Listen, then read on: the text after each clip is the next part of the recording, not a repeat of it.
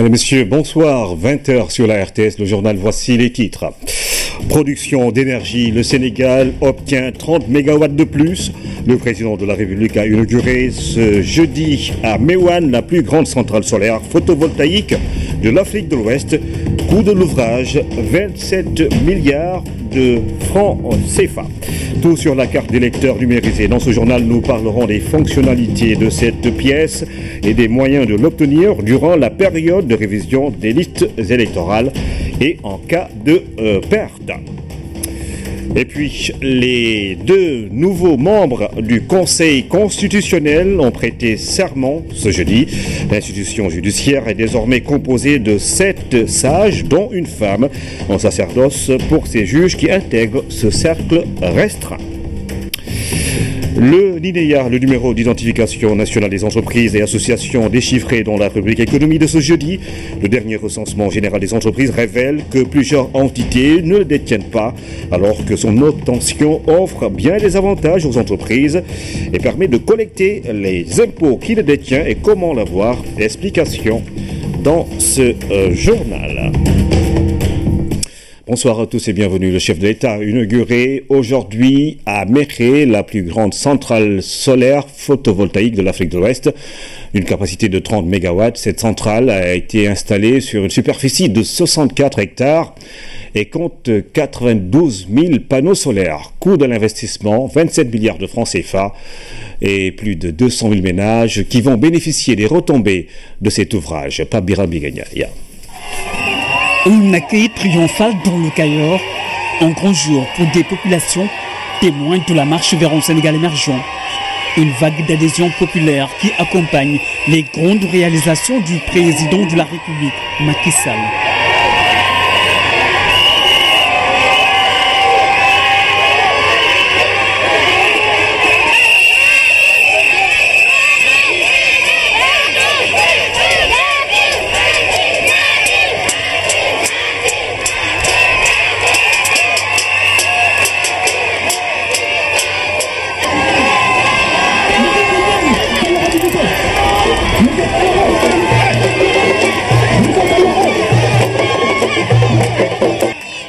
Santhiou Mekhe, commune de Mewan, département de Tivaouane, région de Thiès.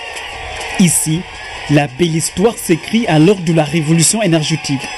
Le fruit d'une vision, celle du président Macky Sall, qui éclaire les villes et les campagnes.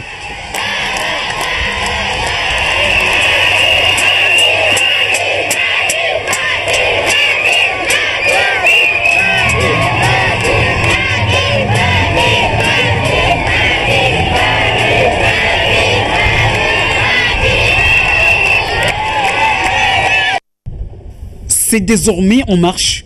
La plus grande centrale solaire photovoltaïque de l'Afrique de l'Ouest est ouverte. Un partenariat fécond entre Sénergie PVSA, Sénélec et Fonsis. Nous sommes sur un site de 800 mètres par 800 mètres, donc 64 hectares, une puissance de 30 MW crête, qui en fait aujourd'hui la plus grande centrale solaire d'Afrique de l'Ouest en activité. Nous sommes sur une production prévisionnelle de 50 gigawattheures par an, donc l'équivalent de la fourniture d'électricité pour 240 000 personnes. On a vraiment privilégié l'emploi local.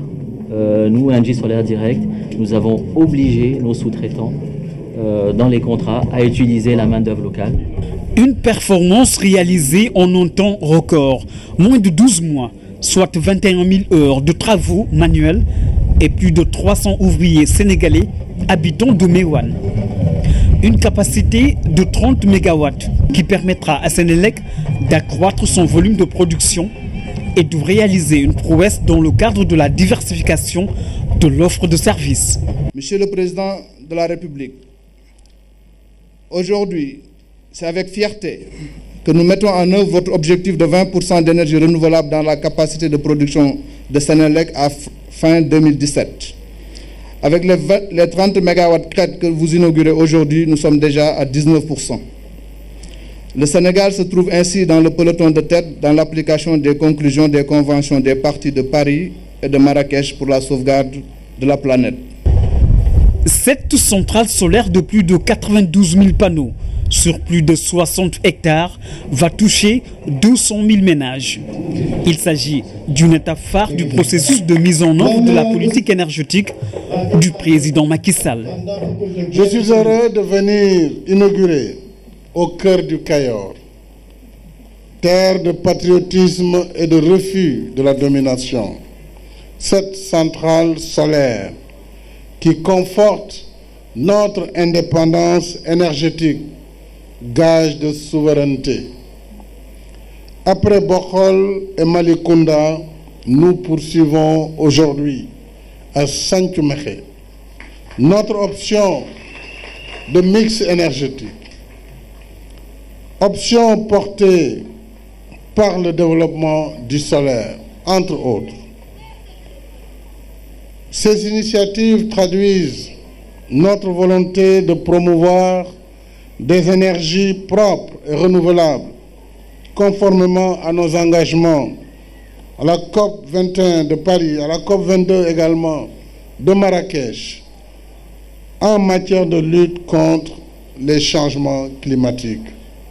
Le Sénégal se positionne ainsi comme une locomotive de production d'énergie propre en Afrique. Et la Sénélec, cheville ouvrière d'une ambition forte, trace la voie du succès. Je voulais m'arrêter là pour féliciter le directeur général de Sénélec, M. Mohamedou Makhtar Cissé, l'ensemble des cadres de la Sénélec et des personnels pour les performances. Vous avez suivi les instructions qui vous ont été données de travailler davantage au développement de production indépendante. C'est un partenariat public-privé qui a abouti à la réalisation de cette centrale solaire. Grâce à la coopération française, à travers notamment le fonds Meridiam et Proparco, le Sénégal a pu mobiliser 27 milliards de francs CFA. La France est un partenaire privilégié du Sénégal dans la concrétisation des projets d'énergie. Le soutien de la France au secteur de l'énergie au Sénégal, c'est près de 130 milliards de francs CFA sur les 10 dernières années et qui permettent d'accompagner le redressement de ce secteur, mais aussi le soutien à l'électrification rurale. Le chantier est encore vaste et les travaux se poursuivent. 8 centrales solaires seront bientôt sur pied à l'intérieur. Portateur d'énergie et qui fera que le coût de l'énergie nécessairement va baisser, entraînant plus de compétitivité pour notre économie, mais aussi plus de pouvoir d'achat pour ces populations. Action, contact et terrain. Un triptyque qui rejoint et rythme le quotidien du président Macky Sall. Un chef d'État également à l'écoute de son peuple, une proximité avec le vécu des populations, comme ici à Mékhé, où des jeunes ont eu l'occasion de parler directement de leurs problèmes au président Macky Sall.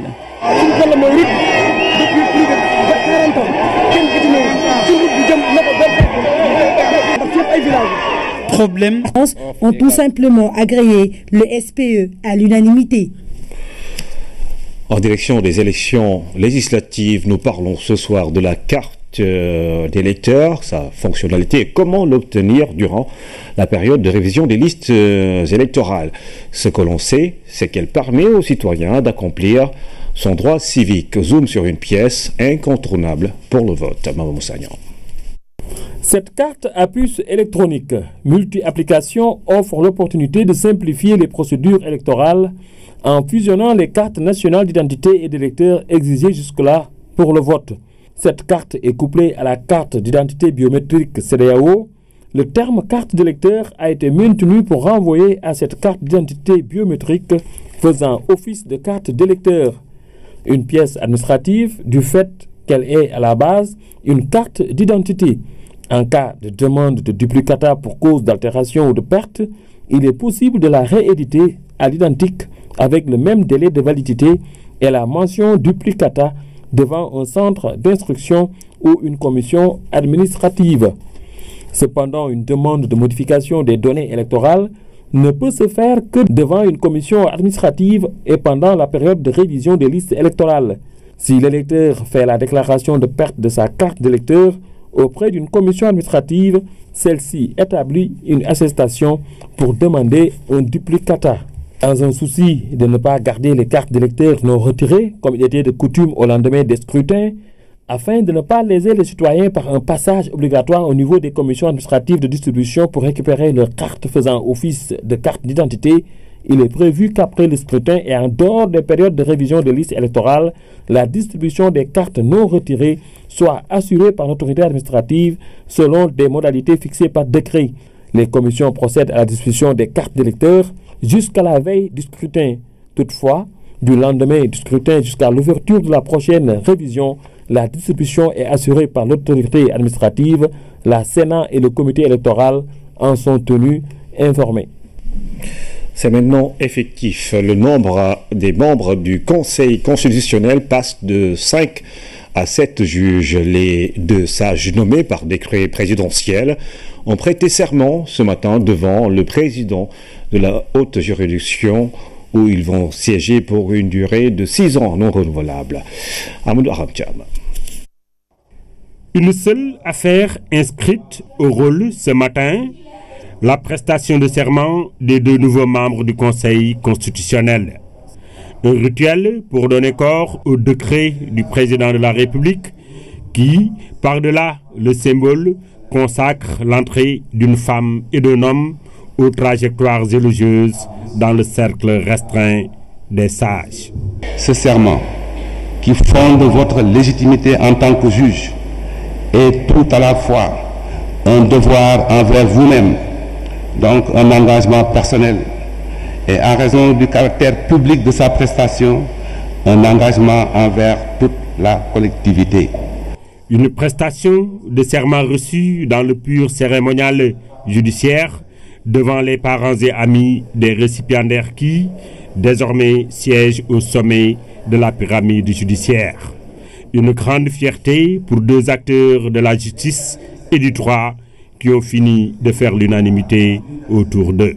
Un sacerdoce, de nous conduire en digne et loyal magistrat, de respecter ce serment, l'obligation de réserve, l'impartialité. C'est une fierté d'avoir été choisi par son Excellence. Un sentiment de joie devant cette nomination, mais aussi un sentiment de dignité. Parce que vous le savez, la tâche est difficile. Au Sénégal, tout le monde sait comment est la vie politique et sociale.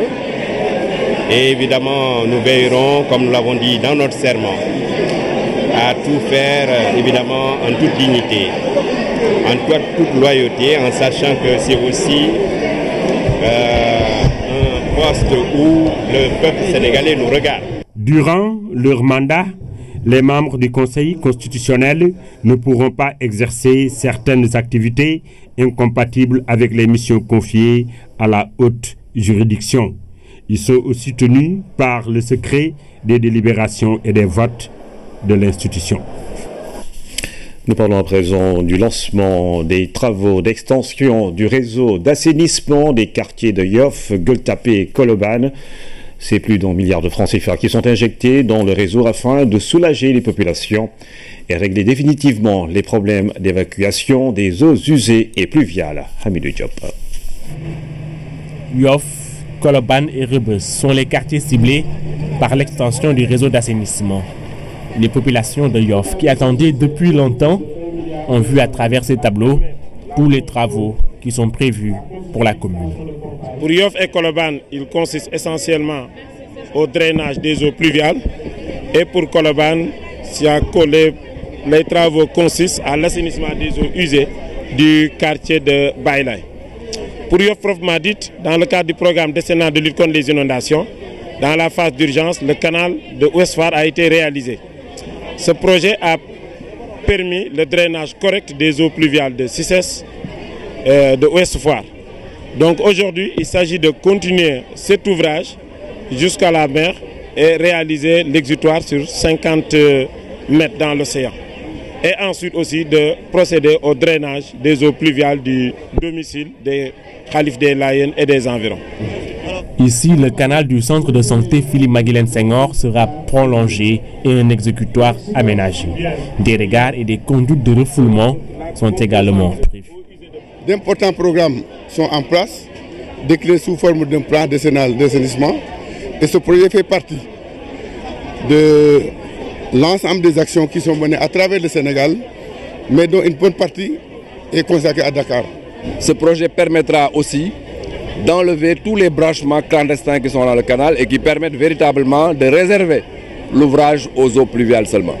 Donc les populations de Yoff ne peuvent pas effectivement ne pas remercier le chef de l'État, son excellent le président Macky Sall, qui a compris leurs préoccupations, qui aujourd'hui, par ce projet, vient effectivement y apporter une solution, mais une solution durable. Pour Colobane, une station de pompage et la pose de 2 groupes électropompes sont prévus et les populations apprécient. Ouf. C'était une promesse que j'avais faite aux populations de Colobane après que le président de la République me l'ait promis. Aujourd'hui, je suis soulagé parce que Wedigis Bokouchi. Rebeuss est aussi concerné. Des travaux d'assainissement seront réalisés ici pour drainer les eaux usées et les eaux pluviales. Dans le même temps, les communes de Dagana, Barka, Diagana, Sader bénéficient de 3 nouveaux forages. Cela grâce au projet Koika 2 financé par la République de la Corée du Sud. 82 villages vont désormais avoir accès à une eau potable. Le directeur général de l'Office des forages ruraux a visité les ouvrages en question. Tierno Diallo. L'Office des forages ruraux matérialise de jour en jour la vision du président de la République. Un foyer, un point d'eau potable, 3 forages vont alimenter les communes de Diagane, Barka et de Diagane Sader dans le département de Foundiougne. Au total, plus de 82 localités vont en bénéficier. Il y a un Sénégalais en milieu rural, il doit avoir accès à l'eau potable, comme nous l'avons dans les villes. Et je pense que c'est pour ça que son Excellence le président Macky Sall parle d'équité sociale. Équité signifie mettre tous les Sénégalais au même pied d'égalité en ce qui concerne les services de base. L'OFOR a mis en place un système mini-transfert d'eau pour la distribution. Les villages des communes de Diagane, Sader et Barka seront connectés en système multivillage. C'est-à-dire qu'on met un forage et un château d'eau au niveau du village centre, donc, qui va alimenter tous les villages, donc qui polarise justement ce forage-là. Donc nous avons en moyenne une dizaine de villages par village centre. C'est 9 ouvrages multi-villages. Ce projet va toucher environ 42 000 habitants. Dans cette zone, il faut parler de la problématique de l'eau salée. Je pense que vous en avez entendu parler, que nous avons à Passy, que nous avons dans certaines zones ici. Il faut qu'on réfléchisse autrement, qu'on réfléchisse en termes de système de mini-transfert qui permettrait de prendre de l'eau dans les zones où l'eau est douce et pour les transférer. C'est ce que nous allons faire bientôt à Passy. Une grande commune comme Passy qui est sous l'eau salée, c'est un problème. La conséquence immédiate de la mise en fonction de ces forages, la fin du calvaire des femmes qui faisaient des kilomètres pour chercher de l'eau potable. Nous, nous seule commune du Sénégal qui a un forage. Nous étions la seule commune du Sénégal à ne pas disposer de forage. Mais aujourd'hui, grâce au président de la République, nous en avons 3.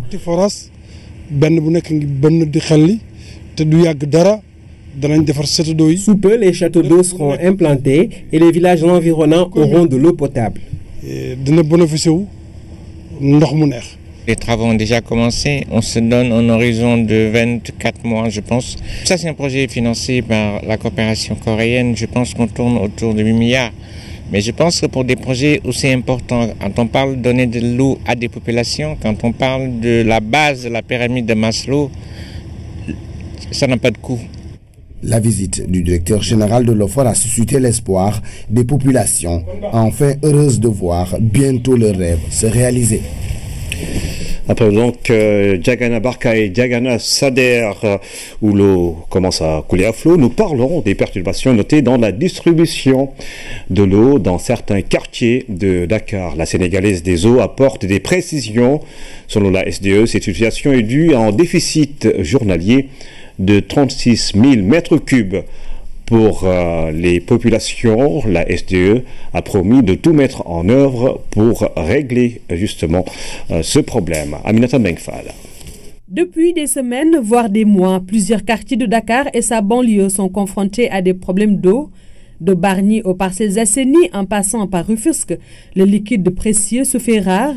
Une situation qui, selon la Sénégalaise des eaux, est due à des causes structurelles et conjoncturelles. La cause structurelle, c'est que nous sommes là à Dakar, une agglomération assez populeuse, mais qui n'a pas de ressources en eau propre localement. L'eau vient du lac de Guiers, ça maintenant tout le monde le sait, est pompée sur 250 km avec d'autres forages situés dans les régions de Louga. Donc le fait que cette eau vienne de loin fait déjà qu'en termes de capacité de transit, on n'a pas tout ce qu'on veut. Donc aujourd'hui, on fait face à un déficit de production. Il y a un déficit d'environ 36 000 m3 par jour. Alors la cause conjoncturelle aussi tient à deux aspects. Le premier aspect, c'est que nous sommes dans une période de pointe. C'est la période de chaleur, on s'approche de l'hivernage, donc c'est la période où on a encore plus besoin d'eau. Le deuxième aspect lié à cette conjoncture, c'est malheureusement la fourniture d'énergie électrique. Pour soulager les populations touchées par ces perturbations notées dans la distribution d'eau, des dispositions ont été prises par les services de la SDE. Ce que nous faisons, c'est l'effort de répartition de la quantité d'eau qui arrive. Donc il faut savoir exactement quand est-ce qu'il faut fermer telle vanne, quand est-ce qu'il faut ouvrir telle vanne pour faire en sorte que l'eau arrive là où on veut qu'elle aille. Et une présence physique permanente sur le terrain qui nous permette d'en arriver à ces solutions-là. Nous avons un peu mis en place un système de contact avec les populations des zones concernées, les délégués de quartier notamment, qui fait qu'ils nous remontent presque au jour le jour les informations, en même temps que nos agents aussi sillonnent presque toutes les nuits et tous les matins de très bonne heure, tous les quartiers concernés. Et enfin, partout où nous savons que nous avons des difficultés assez sévères, nous avons quand même requis un service assez consistant de camions-citernes pour aider les populations à faire face. Ces mesures viennent s'ajouter à celles déjà mises en œuvre et qui visent à augmenter de façon substantielle la production d'eau à Dakar. On en a connu deux. Le premier nous a permis en 2015 et 2016 d'apporter plus de 60 000 m3 d'eau supplémentaire sur l'alimentation en eau de Dakar. Le deuxième programme nous a permis en 2017 d'en rajouter 10 000 m3 d'eau par jour supplémentaire. Et ça a permis de régler des problèmes assez cruciaux qu'on connaissait dans des quartiers qui étaient célèbres pour les difficultés de l'alimentation en eau. L'expansion démographique à Dakar explique en partie la forte demande en eau potable. Les projets structurants initiés par la SONES, la 3e usine de Keur Momar Sarr, l'usine de dessalement des Mamelles, entre autres, permettront certainement de résoudre cette situation de déficit. Méconnaissance ou manque de volonté. Beaucoup de structures ne disposent pas de ce numéro d'identification nationale des entreprises et associations, le NINEA. La contribution des entreprises à la fiscalité est gérée à partir du NINEA, d'où toute son importance confiée par le ministère des Affaires des Finances plutôt à l'ANSD. Cet outil reflète l'identité de toute une entreprise. Peut-on exercer correctement une activité économique sans cette pièce? Réponse à cette question dans la rubrique économie de ce jeudi. Abibou Maïa. Une entreprise sans NINEA est un nouveau-né sans acte de naissance. Le numéro d'identification nationale des entreprises et associations, au-delà de sa fonction de reconnaissance, confère des avantages à l'entité contractante. Cet identifiant, nous, dans notre système d'information, est la porte d'entrée. Nous avons une application au niveau de la DGID pour laquelle il faudra absolument un NINEA pour pouvoir être enregistré dans l'application et procéder à des transactions. Donc c'est dire toute l'importance que nous accordons à cet identifiant unique. Nul n'entre dans le système du service des impôts et des domaines s'il n'a pas le NINEA, peut-on dire. C'est également un instrument qui va permettre une collecte optimale de l'impôt dans le cadre donc des politiques d'élargissement de l'assiette fiscale, mais également de lutte contre la fraude et l'évasion fiscale. Parce que nous allons avoir de bons indicateurs sur l'activité économique et mettre en place donc un système de collecte d'impôts performant, mais également suffisamment équitable, puisque tout le monde va contribuer, tout le monde va être identifié. La gestion du NINEA est confiée à l'ANSD. L'agence a besoin de plus de soutien pour mieux valoriser le NINEA. Le NINEA est porté par l'ANSD, mais il y a beaucoup d'acteurs autour, notamment les associés qui sont à la base contributeurs. Il y a également des associés qui sont surtout des utilisateurs du NINEA. Et c'est important également aujourd'hui que l'ANSD puisse mobiliser les moyens, pourquoi pas à travers son contrat de performance, pour que les autorités lui donnent les moyens de mettre en place le dispositif avec les résultats escomptés, notamment à travers la qualification du répertoire national avec les appareillements aussi bien physiques qu'électroniques, n'est-ce pas, pour permettre d'arriver à un fichier de référence propre du NINEA. Certaines entreprises évoluant dans les secteurs de l'économie nationale peuvent fonctionner sans le NINEA. Mais ce manquement n'offre pas d'avantages et expose l'entreprise à des blocages qui freinent son développement. Aujourd'hui, une entreprise qui exporte ou qui importe au Sénégal ne peut pas le faire si elle ne dispose pas de NINEA. Vous êtes obligé aujourd'hui, quand vous allez à la direction générale des douanes, si vous voulez importer, il faut présenter votre NINEA. Une entreprise ne saurait payer ses impôts si elle n'a pas de NINEA. Une entreprise ne saurait être payée par l'État si elle n'a pas de NINEA. Deux entreprises dont l'une a le NINEA et l'autre n'a pas le NINEA ne devraient pas pouvoir échanger. Donc vous voyez tout l'intérêt d'une entreprise à avoir le NINEA. On a tous des boutiques dans les quartiers, des petits commerçants qui ont des boutiques qui vendent, mais ils n'ont pas le NINEA, mais ils exercent. Et pourtant, ils collectent des impôts, n'est-ce pas, de la part de l'État.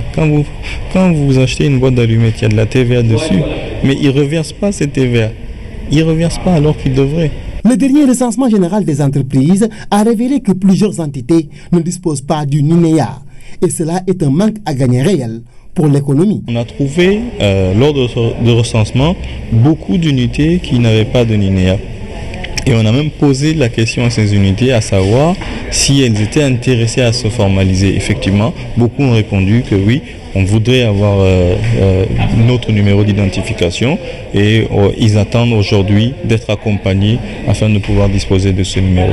L'économie sénégalaise s'est résolument engagée dans une perspective d'émergence et de développement des petites et moyennes entreprises. Et leur contribution dans la vitalité économique doit passer par une identification symbolisée par le NINEA.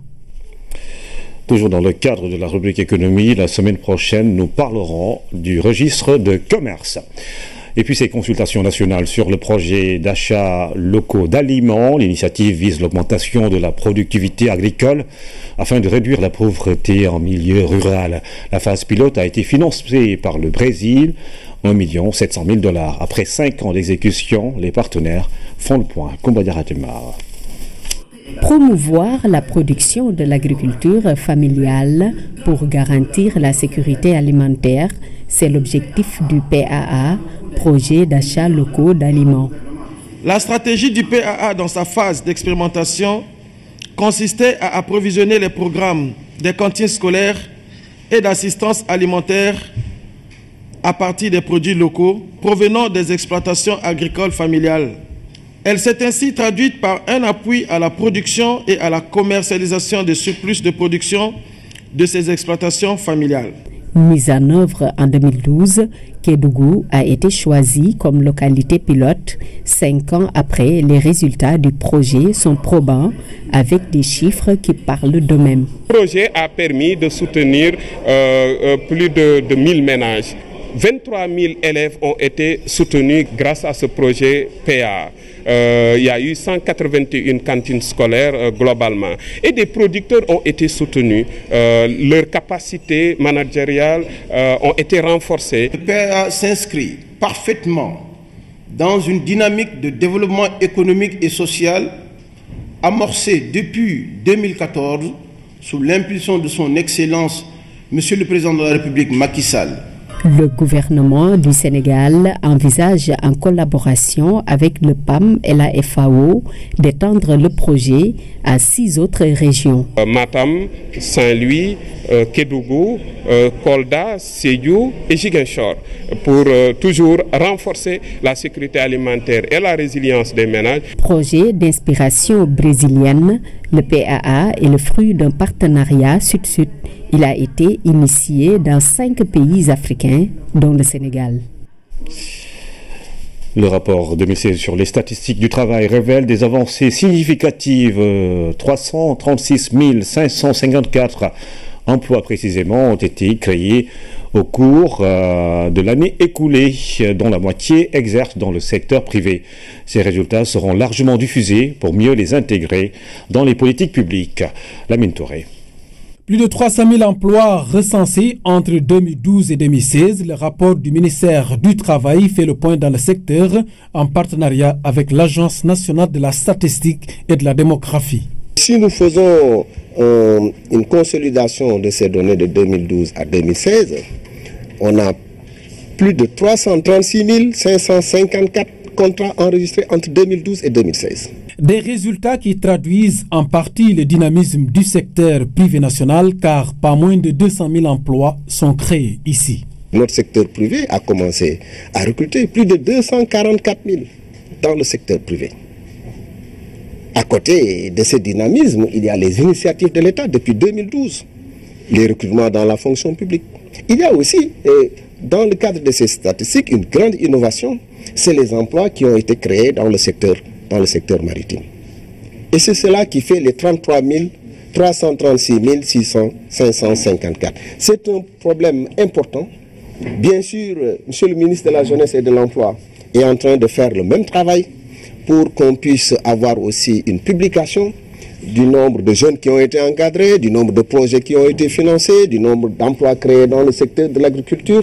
Je pense que nous sommes très en avance par rapport à l'engagement de M. le Président de la République pour la création de 500 000 emplois. Ces statistiques étant des statistiques qui sont arrêtées le 31 décembre 2016. La réalisation du rapport sur les statistiques du travail en temps raisonnable s'explique par la modernisation du système d'information de ce département ministériel, un vaste chantier qui dénote de la nécessité pour l'État d'obtenir des informations fiables dans le cadre de la bonne définition des politiques de développement. Un rapport qui s'appuie sur un système performant de collecte des informations, système qui met principalement à contribution les inspections du travail et de la sécurité sociale et la caisse de sécurité sociale.